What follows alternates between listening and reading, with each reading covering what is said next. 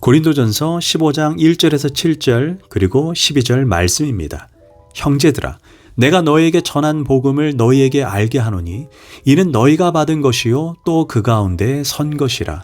너희가 만일 내가 전한 그 말을 굳게 지키고 헛되이 믿지 아니하였으면 그로 말미암아 구원을 받으리라.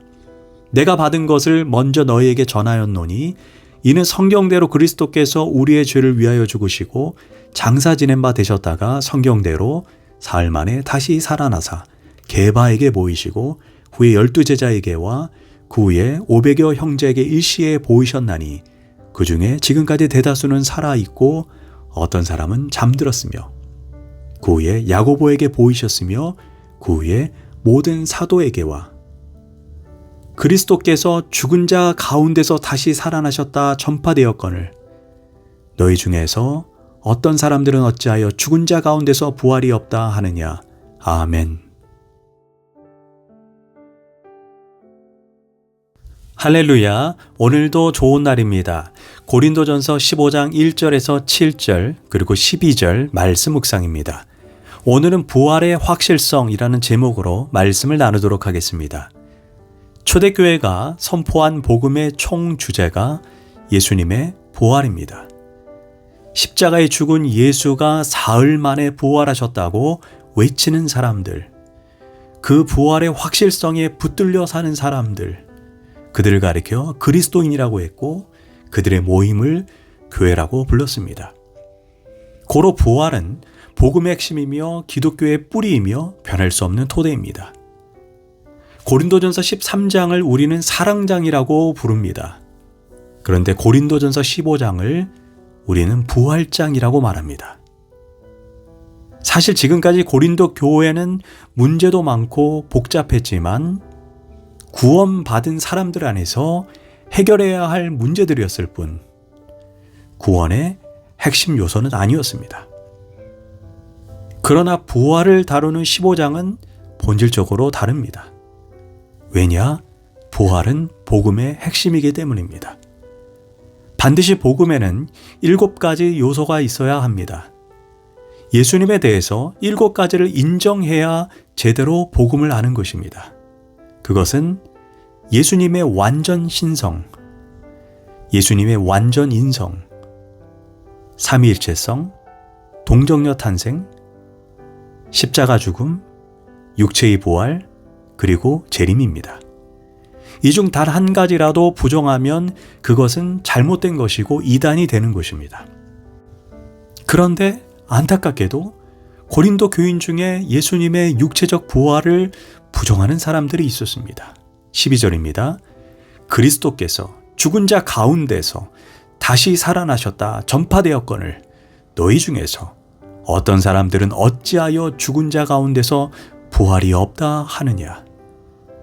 그래서 바울은 기독교의 핵심인 부활에 대해 15장 전체를 할애해서 자세히 구체적으로 설명합니다.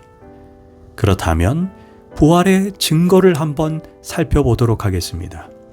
첫째, 부활의 증거는 예수님의 무덤은 지금까지 빈 무덤이라는 것입니다. 모든 종교가 무덤을 놓고 경배와 찬양의 대상으로 삼고 있습니다. 그런데 죽음으로 끝난 자를 구원자로 섬긴다는 것이 얼마나 웃긴 이야기입니까? 오직 예수 그리스도만이 죽음을 이기고 부활하셨습니다. 그래서 오직 기독교만이 무덤이 없습니다. 예수님의 존재 여부를 지금까지 부인하는 역사학자들은 없습니다. 예수님을 그토록 싫어했던 유대인들조차 자신들의 문헌과 역사 기록에도 예수님에 대해 증언합니다.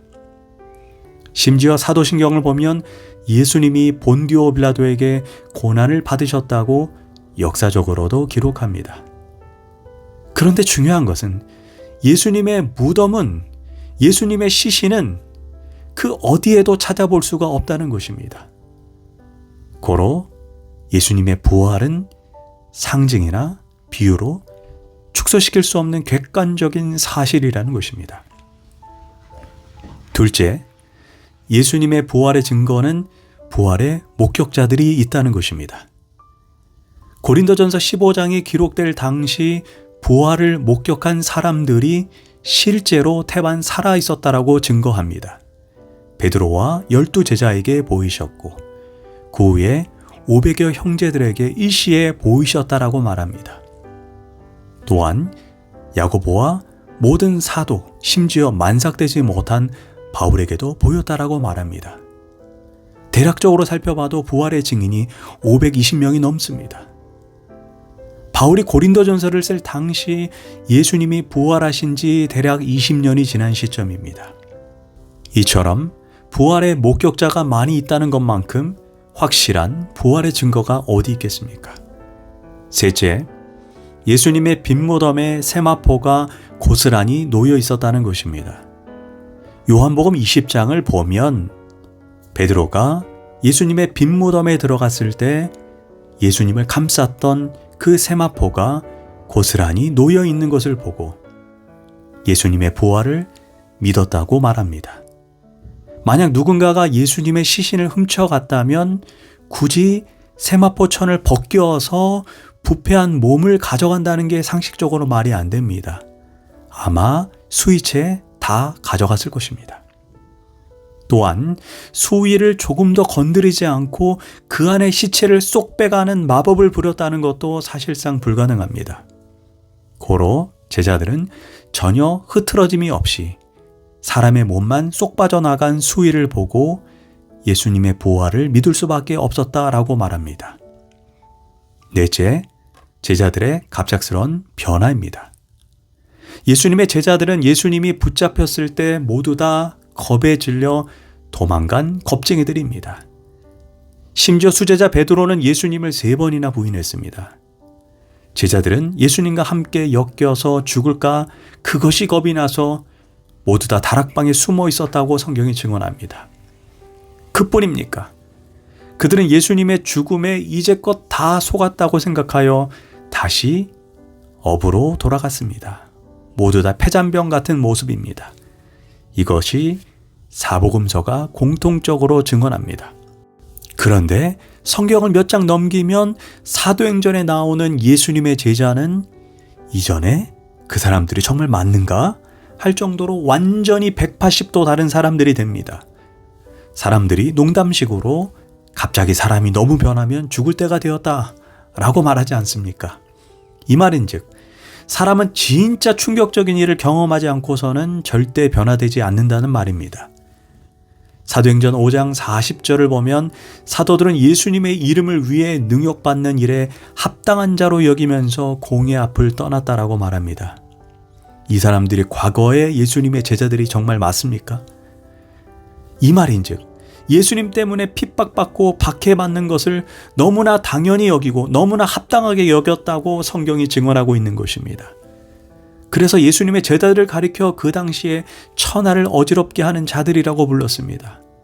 심지어 예수님의 제자들 모두 다 순교로 생을 마감합니다. 창에 찔리고 몸에 가죽이 벗겨져 죽고 사지가 찢어져 죽고 목이 톱으로 베임을 당하고 십자가에 거꾸로 매달리고 비참하게 순교했습니다.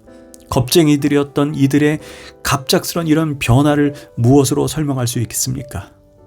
히브리서 11장 35절은 그 단서를 제공합니다.